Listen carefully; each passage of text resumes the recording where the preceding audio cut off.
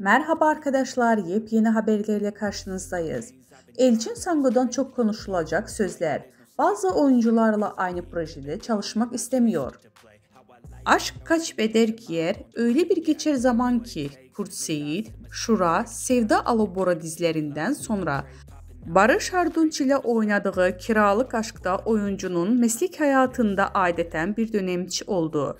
Sango romantik komedi ile kazandığı ünün farklı bir türü dizide devam ettirme kararı aldı. Blue TV'de çekilen Türkiye'nin ilk vampir dizisinde Yaşamayanlar'da Kerem Bürsin, Birkan Sokul'un ile başrollerinde oynadı. Bu dizinin ardından ise yeniden ekranlara dönen ve Kıvanç Tatlıtuğ ile birlikte oynadığı Çarpışma dizisinde oynadı. Hayranları onu yine bir romantik komedide görmek isteyince bu kez İyi Günde Kötü Günde isimli Star TV'nin dizisinde oynadığı ama beklenen ilgi görmediği ve 6. bölümden sonra yayından kaldırıldı. 6 a.m. and I'm up again. I got tired eyes, need a cup of blend. That's right, in the AM.